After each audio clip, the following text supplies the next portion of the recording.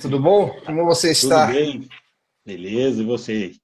Tá tudo certo, graças a Deus. Mais um final de ano. Falava aqui agora que estamos caminhando para a última resenha e que é do ano, né? Obviamente, hoje é dia 27 de dezembro e caminhamos para a última resenha. O ano está acabando. Falava aqui que a Faria Lima já está parada, já quase não tem trânsito, quase já não tem mais restaurante para almoçar. Mas as notícias elas não param, né? Continuamos ainda com algumas novidades e algumas estratégias aqui já para alocação dos nossos clientes. E você que dita aqui o ritmo da nossa conversa, César, como que você quer começar aqui? Vamos falar primeiro aqui sobre os Estados Unidos, né? Que É é onde isso. normalmente a gente começa. O que está acontecendo por lá? Vamos lá. Final de ano, semana entre Natal e Ano Novo. Apesar dos mercados estarem abertos ainda, está tudo funcionando, o pessoal já está num ritmo um pouco diferente, né? Não tem nada marcado, geralmente, para essa semana de dados muito importantes. O pessoal está todo mundo revendo a carteira, já começaram a pensar em 2024. É, aqui mesmo, né, a gente sente que os nossos clientes também já estão em ritmo de ano que vem, né, já tem muita gente querendo marcar reunião para ver questão de cenário, de carteira, como que vai ser o ano que vem e tal. Os Estados Unidos, a última grande informação que a gente teve de lá foi de produção industrial, que foi assim, foi bem dentro do esperado, e a gente vai terminar o ano com a mesma perspectiva que teve agora do fim do ano, que é de taxa de juros longas nos Estados Unidos caindo, né, o que o mercado chama de curva longa fechando. O que significa isso? Significa que o mercado está pedindo menos juros para o Fed no futuro. A Bolsa Futura americana ainda está subindo, né? O S&P teve uma subida alta aí de novembro para cá, igual a nossa Bolsa aqui também. A gente vai falar disso um pouquinho depois. E é assim, a gente começou o ano, né? A gente lembra lá no começo desse ano, a perspectiva era uma recessão nos Estados Unidos, principalmente a partir do segundo trimestre, ou ali no máximo no terceiro trimestre, com a inflação mais resiliente, com o Bacen, né, o Fed subindo os juros, e foi mais ou menos isso que aconteceu, mas a recessão não veio, né? A economia dos Estados Unidos é muito resiliente, o desemprego cedeu quase nada, né? O que seria, né, que se esperava da economia americana era um aumento do desemprego, queda da taxa de investimento, queda do consumo, a inflação difícil de baixar e tal, e não foi isso que aconteceu. Foi um ano relativamente tranquilo para os americanos, né? O que caiu muito lá foi a questão da poupança, né? Que a gente vinha falando que teve uma emissão muito grande de dólares durante a pandemia para poder ajudar ali o pessoal que perdeu o emprego, que teve que ficar em casa. E essa poupança já foi quase toda gasta, né? Isso é um bom sinal para trazer a inflação de volta para baixo, para onde o Fed quer, e ele poder retornar a taxa de juros para taxas historicamente ok para o Fed, ali, até num terreno talvez neutro ali entre de juro e inflação, né? O juro neutro que a gente chama é o juro que a inflação não sobe nem desce, né? Ela fica mais ou menos estabilizada. E, A Bolsa até estava dando uma olhada aqui, que ela já vem subindo, né? Em novembro subiu bastante, assim como o Brasil, como você bem citou, que ela subiu cerca de quase 10%. E esse mês agora de dezembro também ela está subindo 5%. Então, um movimento muito forte. Você falou ali que a economia ela apresenta muita resiliência, muita gente já falando que não deve ter um soft landing, né? Ou vai direto para o no land ou vai para um hard landing. Então não tem muito meio termo, né? Obviamente são expectativas, a gente não consegue cravar, mas fato é que os Estados Unidos se provou ser uma coisa muito diferente do que dos demais países do mundo. A gente vê que a resiliência ali tá muito forte ainda, então a gente consegue ver números muito robustos, mas pelo menos a inflação está se controlando, né? A inflação já não está tão elevada quanto estava antigamente e os números continuam ainda muito fortes, né? o que eu acho que foi uma questão, não vou dizer acadêmica, assim, mas foi uma questão de olhar para os dados e os dados, do jeito que estavam, diziam que todas as vezes que eles se repetiram na história, no passado, os Estados Unidos entrou em recessão em até 3 trimestres. Era isso. Né? Curva inclinada, né? Ou seja, a nossa curva atual de juros mais alta que a curva futura, isso é uma curva de juros inclinada, né? O normal dela é a curva atual ser uma taxa menor que a futura, né? Porque quanto mais tempo você deixa um título rodando, maior o risco de você não receber, né? Então, o normal no mundo inteiro é essa curva ser inclinada para cima, e ela ficou inclinada para baixo, né? Estava mais alto aqui do que no final da ponta dela. E isso, né, para todo mundo que trabalha com finanças, com economia, quando a curva inverte, é sinal grande de recessão, e todas as vezes foi assim na história, com exceção dessa vez. Né? A gente batizou aqui o nosso episódio de Para Onde Sopra o Vento, né? Porque a gente, no começo desse ano, e a gente falou muito disso durante o ano, esse foi um vento confuso, né? Para quem entende aí um pouquinho de navegação e tal, se o vento vem de trás e você posiciona a vela, você vai navegando reto sempre, com boa velocidade e tal. Se o vento vem de trás, depois de lado, depois de frente, fica mudando de direção, você até consegue navegar, mas você tem que fazer zigue-zague, você tem que desviar um pouco da sua rota, você não consegue fazer aquela viagem retilínea até o seu destino, né? E o ano nos Estados Unidos, em grande parte do mundo, foi assim, foi de vento cruzado, vento para trás, vento para frente, e a gente ficou ali tentando navegar o nosso barquinho, né? Conseguimos andar bastante, principalmente no final do ano, quando a gente acertou o vento, né? Ou o vento começou a ventar do jeito que deveria para aquela época, e as coisas melhoraram. A perspectiva, pelo menos para os Estados Unidos para o ano que vem, é que o vento sofre para onde se espera. É bom ou ruim? Não sei, mas o esperado é que tem alguma, dada, né, a política monetária contracionista, a política fiscal ainda está bastante expansionista, mas existe um certo nível ali que ainda pode, que está causando esse princípio de recessão, ou pelo menos de diminuição da atividade, com menos investimento e tal. Esses dois fatores juntos podem trazer a inflação para onde eles querem, para começar a ter uma redução de juros, enfim. Talvez, né, pelos dados que a gente vê, parece que o vento vai soprar dessa vez na direção esperada. Esse ano foi marcado pela quebra de correlações, né? Então todo mundo esperava que ia acontecer alguma coisa porque já tinha dado alguma outra informação e foi tudo muito ao contrário, né? Mas vamos ver como isso vai caminhar para 2024. E falando sobre China, né? Teve uma mudança relevante agora no Banco Popular da China, né? Pode comentar com a gente aí, César? Então, vamos lá. A gente vem falando aqui que a China está passando por problemas sérios, né? Setor imobiliário, queda na demanda, queda nos investimentos. O governo não consegue incentivar a economia como antes, né? E a gente fala que aquela questão do crescimento para a China era de 7% a 10%, agora eles vão crescer 5%, ano que vem 4% e tal. Eles estão com problema demográfico, os jovens estão... a gente não sabe exatamente, né, porque os dados não são tão confiáveis, mas parece que tem um desemprego grande entre os jovens recém-formados, ou até um pouquinho mais jovem. E também, o que se esperava no começo do ano era que o vento soprasse bem para a China, né? Seria um ano bom para a China, que ela cresceria bem, ela aproveitaria a questão dos Estados Unidos em recessão, e seria tipo o contraponto dos Estados Unidos, né? Muita gente começou a acreditar bastante na bolsa de lá e tal, e também não foi isso que aconteceu, né? Teve a questão do problema imobiliário que eles ainda não conseguiram re-regulamentar, né? Eles não conseguiram fazer com que as pessoas voltassem a acreditar, voltassem a comprar ou vender mais apartamentos, enfim, imóveis em geral, né? E agora o governo chinês fez uma mudança relevante na forma como ele encara o Banco Central, né? O Banco Central, na maior parte dos países do mundo que tem um Banco Central independente, ou até um Banco Central do jeito que ele foi pensado lá atrás, ser um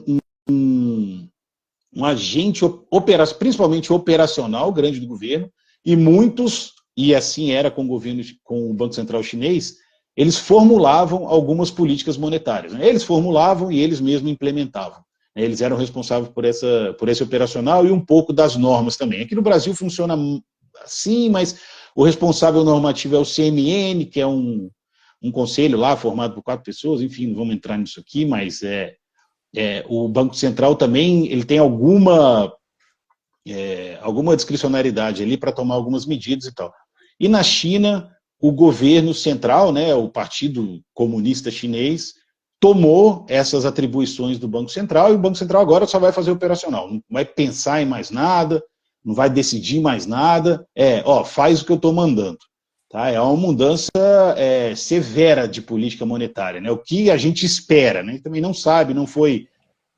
o governo chinês não divulga, né? Estamos fazendo isso por conta disso. Não, os caras não querem saber, eles fazem, pronto. Falam que é por causa de eficiência, que é questões internas, enfim, e foi. O que a gente espera é que eles vão usar o Banco Central, né, a política monetária, de forma expansionista também, né, para tentar dar um boost na economia, para tentar reverter esse quadro de PIB com tendência de queda nos próximos 2, 3 anos. Né? Eles não podem simplesmente parar de crescer. Né? A China tem 1 bilhão e tantos habitantes, não é uma democracia e tal, tem essa questão mais política, a gente prefere não abordar aqui com mais profundidade, mas essa mudança é uma mudança relevante e vinda bem no finalzinho do ano, né? O que significa? Significa que talvez a gente veja ano que vem o vento chinês também soprando na direção que se espera quando a gente vê esses dados e esse tipo de movimentação do governo acontecer.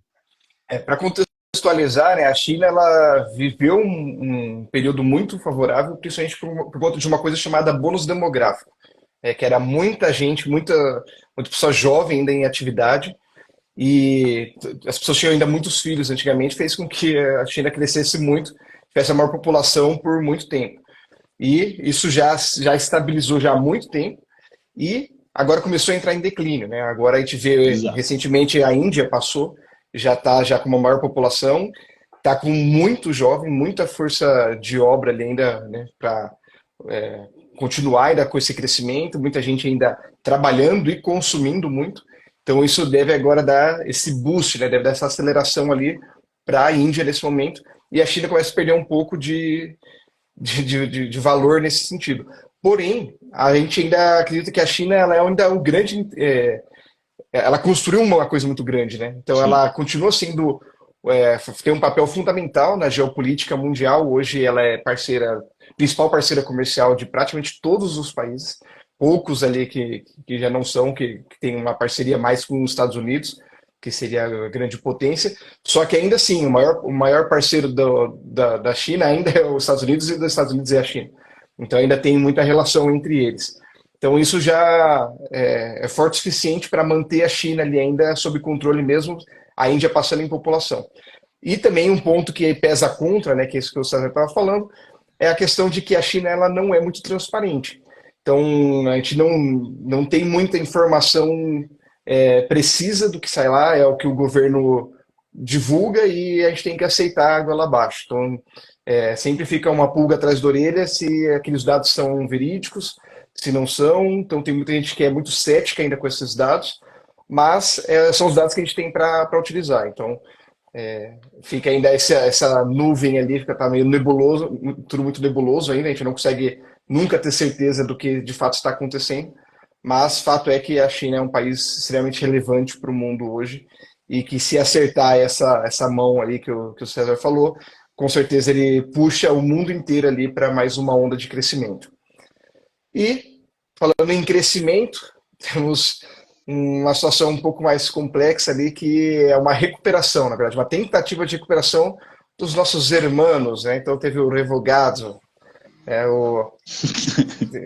teve para quem acompanhou as notícias essas últimas semanas ali, a gente viu o Milei sendo eleito na Argentina com um discurso muito enfático em desestatização, em trazer o liberalismo econômico, e só que essa última, a gente já falou bastante sobre isso, só que essa semana teve aí a desregulamentação de várias atividades, né, César? O que aconteceu por lá?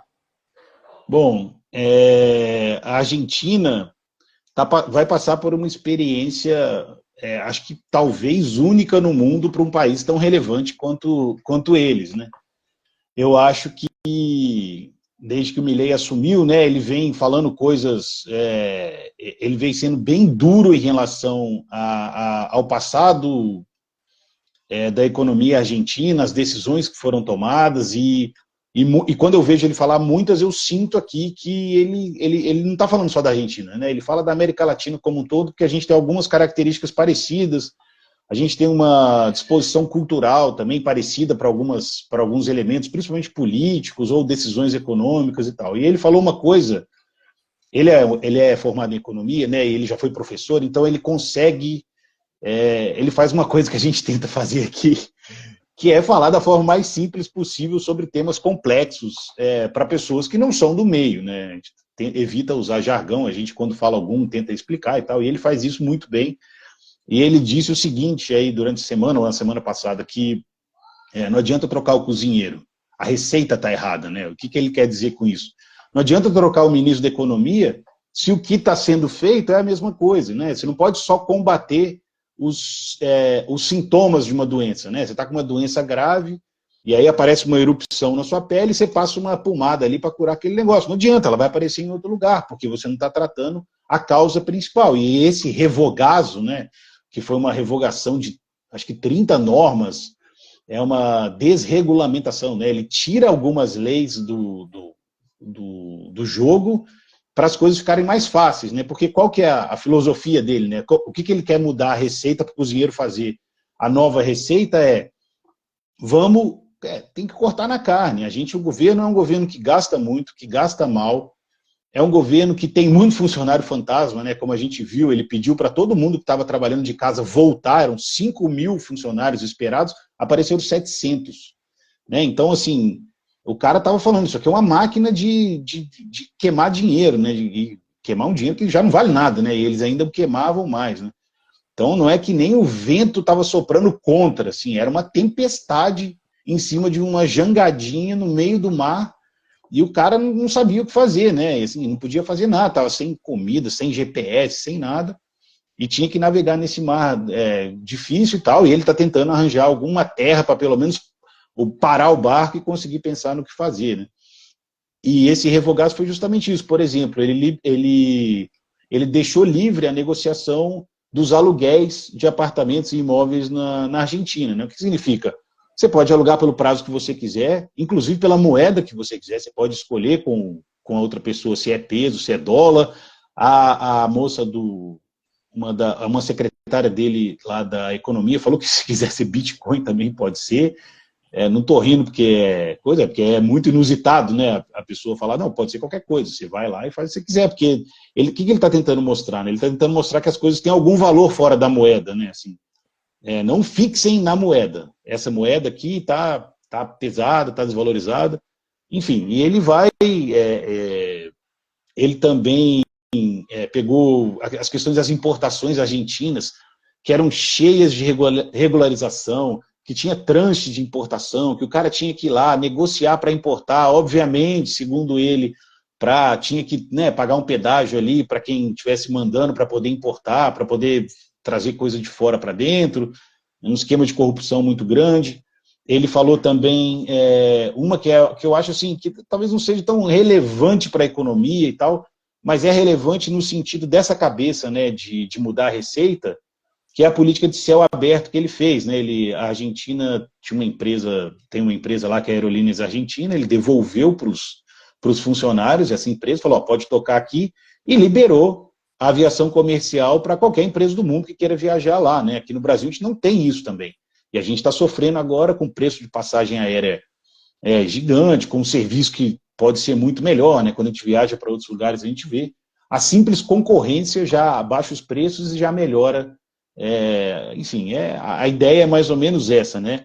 A ideia é desregulamentar, é facilitar a vida das pessoas, facilitar a vida dos empresários, de quem quer fazer negócio, e cortar na carne, e tirar subsídios, e a gente já vem falando isso aqui, já aconteceu, né? A gente falou logo no começo, qual era a expectativa dessas medidas dele, aumentar a inflação. Obviamente, se você tira o subsídio de alimentos, tira subsídio de conta de luz, tira subsídio de transporte, que tinha para quase 90% de tudo isso, era o governo que bancava para a população, quando você tira essa ajuda, obviamente o preço vai subir, né? Porque a pessoa vai ter que bancar do próprio bolso, vai faltar dinheiro para umas coisas e tal.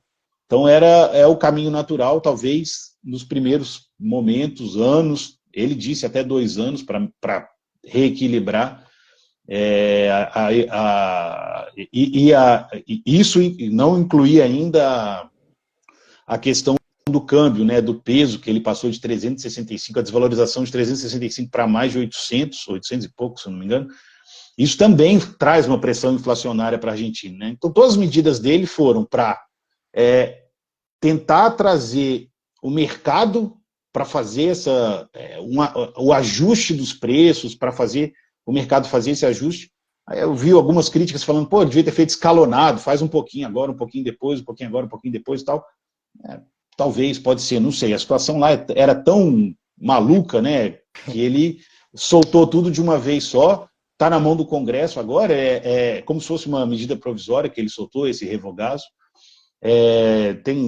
Pode ter briga política, pode ter problema jurídico, pessoal entrar para pedir isso, pedir aquilo, tem bastante protesto.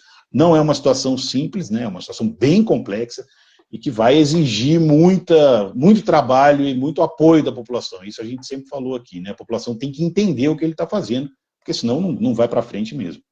As medidas são muito impopulares, só que o que ele diz ali é que era muita coisa na Argentina, muito resultado econômico, muito preço, muita coisa é artificial, porque por conta de subsídios, é o governo agindo demais, e por isso que ele justifica que, além da corrupção, né, mas isso é uma das coisas que fez com que a Argentina entrasse nesse buraco sem fim, né?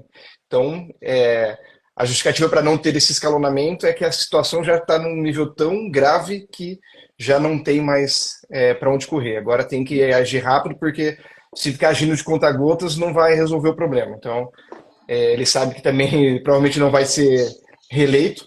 Então, assim, tem que resolver agora, porque se ele ficar fazendo essas medidas durante o mandato dele, quando acabar, não resolveu o problema e ainda vai continuar com a crise toda que eles vivem por lá, né? Mas estamos torcendo aqui para os nossos irmãos melhorarem, porque são parceiros muito fortes aqui para a gente e muito relevantes aqui para a nossa economia também.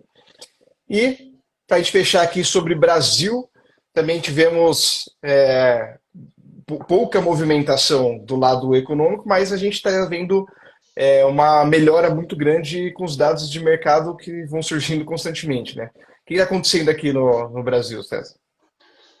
Então, professor, a gente começou o ano do Brasil também com muita incerteza. O Lula deu algumas declarações que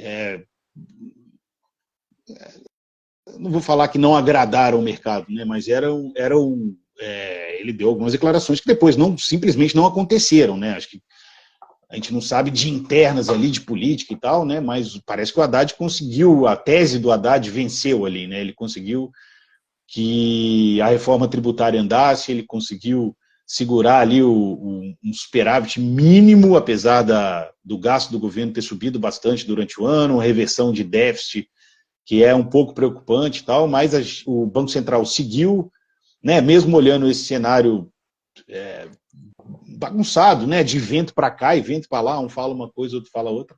O Banco Central seguiu analisando os dados, soltando as atas do Copom, explicando o que ia fazer e fez muito do que se esperava, né? Então, a redução se eu não me engano, foi quase 2 pontos, né, agora no final do ano, e uma perspectiva de corte maior ainda da taxa de juros. Os juros futuros do Brasil, né, caíram muito nos últimos tempos, né? Parece que a situação já está mais amenizada do que estava antes.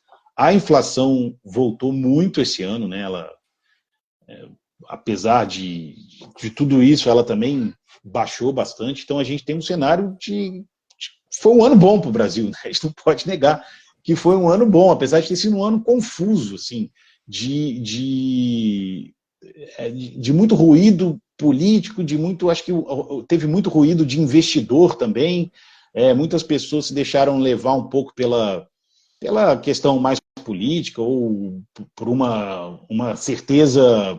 Né, a gente, quando entra em investimentos, a gente tem um grau de certeza, mas a gente não pode achar que o grau de certeza é muito alto e se jogar naquilo, né, tanto pelo lado certo como pelo lado errado, né? A gente sempre preza aqui, o retorno tem que ser baseado no risco, né? Na verdade, você pensa primeiro no risco e depois no retorno que você espera dado aquele risco. Então, foi um ano que o Brasil foi bem, né? A gente que eu digo, pessoal em geral, poderia ter tido uma boa performance, nos fundos e tal, e a gente trouxe uns dados aqui para a gente comentar, por exemplo, os fundos de multimercado, né, que participam do índice IHFA, têm cadastrados lá 332 fundos. Desses, 235 rodaram abaixo do CDI. Né, fundo multimercado são os fundos que podem investir em tudo que existe. Né? Eles têm um mandato meio aberto, pode investir em renda variável, pode investir em moeda, juros, né, renda fixa, exterior, se tiver no regulamento, enfim, é um fundo que tem uma liberdade maior para investir. Né? Já os FIA, né, que são os fundos de investimento em ações, né, eles têm uma regra que eles têm que investir no mínimo 67% em renda variável. Dos cadastrados, tem 2.155, mas só 40%, ou seja, 862, conseguiram ficar acima do Ibovespa.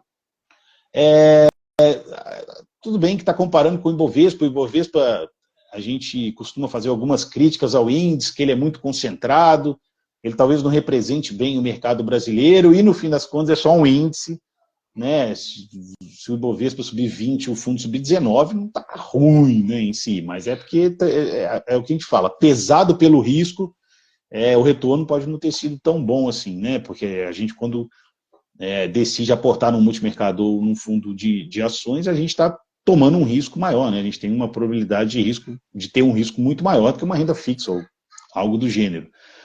E só que também tem uma outra coisa que a gente tem que notar, né? Assim, uma observação que tem que ser feita em relação a essa estatística que eu passei, que os fundos, eles são um pouco passivos em algumas situações específicas típicas desse ano, que tudo indicava para uma queda de juros e uma volta da inflação para um patamar mais baixo do que o começo do ano. Isso a gente sempre falou. A indicação é essa. Se vai acontecer ou não, se mudarem algumas coisas, não, mas o vento estava soprando nessa direção. E quando o vento sopra nessa direção, o que acontece, a tendência as ações vão subir. A gente vem falando isso aqui, acho que já temos 10 episódios, está no 10º, 9, então, ou até mais. Só que não foi isso que os investidores que colocam dinheiro no fundo pensaram ou sentiram. Eles começaram a pedir o resgate dos fundos. Né? Esses fundos, tem fundo que tem resgate em 60 dias, tem fundo que tem resgate em 30 dias e tal. Então isso acaba virando uma bola de neve que o gestor não tem como controlar. Ele é obrigado a vender a ação para honrar o resgate que a pessoa física, ou quem aportou ali naquele fundo, fez. Então eles podem ter vivido um momento que eles queriam comprar ações ou comprar, né, entrar ali na renda variável e não estavam conseguindo porque tinha muito tinha resgate para ser pago, né? Então eles ficam numa situação difícil também. Na minha opinião, assim, isso atrapalhou um pouco, assim, né? A gente viu que saiu muito dinheiro de fundo de ação e multimercado para migrar para a renda fixa, né? E, ao mesmo tempo, assim, a gente vem falando também que o fluxo estrangeiro subiu bastante de novembro para dezembro, né? Bateu o recorde do ano, está lá para cima de 40 bilhões. Esse pessoal, eu não sei se ele também... a gente encontra fluxo estrangeiro direto na Bolsa, né? Eles compram ações, como isso aqui, pode até entrar por fundos, mas o fluxo maior é direto em Bolsa. E esses caras puxaram a Bolsa também. E é interessante notar uma coisa que eu não tinha me atentado e vi hoje alguém comentando, tem até que lembrar quem que foi. Eles fizeram uma comparação entre o EWZ, que é o índice a Bolsa Brasileira em dólar, com outros emergentes. E o EWZ em dólar subiu quase 36%. E o índice com os outros emergentes subiu só 4%.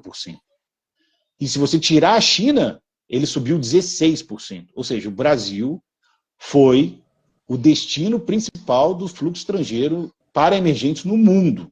Isso é uma coisa que a gente também falou aqui, né? A gente falou, o Brasil, você pode estar achando que está ruim e tal, mas a gente ainda assim está bem melhor que os outros pares, né? Com quem o dinheiro ali de emergente, para onde que ele vai, ele foi concentrado aqui para o Brasil, né? Então a gente teve uma grande oportunidade, a gente acha que ainda tem, né?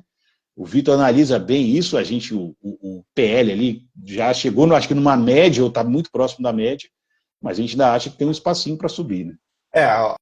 A bolsa ela tá batendo recordes, né? De novo, hoje é mais uma alta. E agora já passou da casa dos 134 mil pontos. Em reais ainda é o nosso recorde. Estamos todo dia batendo isso. E né, uma alta aí de quase 6% em dezembro. Sendo que o IFIX também, né, que é um Sim. índice que a gente sempre compara bastante, que também subindo quase 5%. Então a gente está vendo ainda um movimento e um fluxo ainda muito forte. Como a gente falou, ainda tem espaço para crescer, né? Se a gente for pensar que o PL ali, né, o preço sobre lucro deveria estar alguma coisa mais próximo de 10, ele está pouca coisa acima de 7. Então, assim, ainda tem ainda um espaço para subir, mas é sempre importante relembrar que depois de tudo isso que a gente falou ali, né, ao redor do mundo, a gente ainda continua com guerras, continua com crises, ainda tem um movimento muito forte ainda inflacionário no mundo. A atividade também não está lá essas coisas no mundo, né? No Brasil tá bem, mas no mundo também ainda tem muitos problemas. Então, a gente sempre fala aqui para tomar cuidado, parcimônia, entender qual que é o tamanho do seu apetite a risco, quanto que você aguenta correr de risco. E não é um jogo binário, de que você tem que colocar tudo num único lugar. Então, vai uma parte para ações, uma parte para fundo imobiliário, uma parte para renda fixa, sendo que na renda fixa pode ser pós-fixado, pré-fixado, inflação, pode ter participação no setor público, mas também no privado. Tem fundos ali que, né, o César falou dos números ali, né, que tanto fundos de ações quanto fundo multimercado, de que alguns batem o seu benchmark, né, bate o CDI, bate o Bovespa, mas não são todos, então escolher isso da forma adequada muda bastante ali o jogo do investidor. E para isso nós estamos aqui para te trazer esse auxílio para a manutenção da sua carteira, te trazer sugestões e recomendações que façam sentido para a sua estratégia.